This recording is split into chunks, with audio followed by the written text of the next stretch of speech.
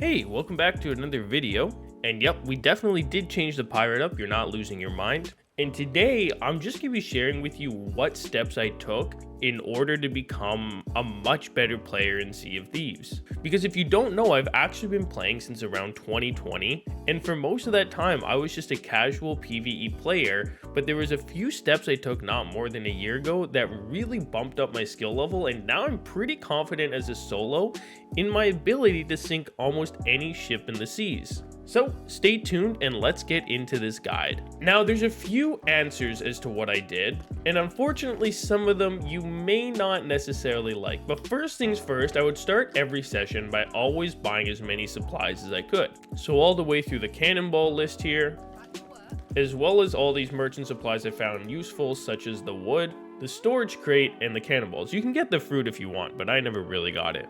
And how I'd start is actually a little funny. There's a certain commendation that got me started, and back when I started it, I was much farther away than I am now, but it's a hoarder of barnacled gold, where you have to turn in 300 barnacle chests to the gold hoarders. Now at the time I only had about 40, so I found that the easiest way to do this was actually starting the skeleton fleets that often appear around the map, and they had to be the ones started, so every time I would load in, I would look for a skeleton fleet, and if there was one, I would raise up my anchor and sail over and go do the fleet. And now the first few times I went and did this solo, I may or may not have sunk. I'm kidding, of course I sunk. I was pretty bad at the game, and especially as a solo. But as I started to do it, I got more familiar with listening to sounds of the boat and knowing when to bucket, knowing when I needed to be repairing stuff, or when I could just bucket myself dry and go back up onto cannon shots. And of course it didn't all come in a day, but fighting the ships over and over with little to zero stakes eventually got me significantly better at the game.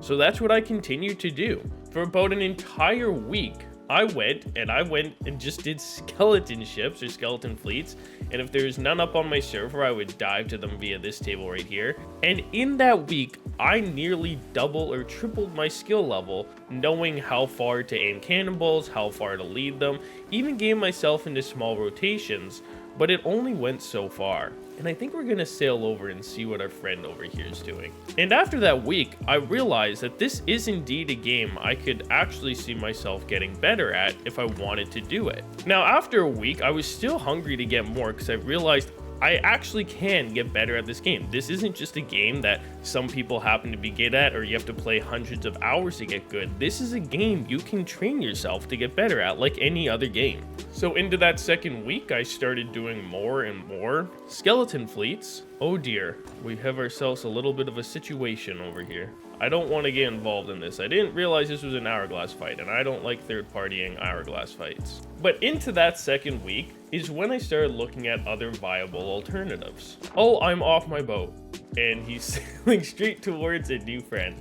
That's okay. If we make it, we make it. If we don't, we don't. Hold please while I get back to my ship. Anyways, there's only so much I could learn from doing player versus everything combat, or the skeleton sloops. And I knew this, so I started diving myself into solo hourglass. And there was a few things I had to do to mentally get ready to dive into solo hourglass. One of the main things being telling myself it's okay if you sink, and you're probably gonna sink quite a lot, because that is just the name of the game when you're starting out as a solo and you don't really know the do's and don'ts of the game. So I started diving into hourglass, and it was rough. I was getting just absolutely demolished. People knew how to get their ships into rotations where I was struggling to get my boat into a rotation, and it seemed like they just knew things I didn't know or couldn't know. And for the first day or two, it was insanely rough. I wasn't having a whole lot of fun, but I knew I had to stick with it if I wanted to get better, so that's exactly what I did.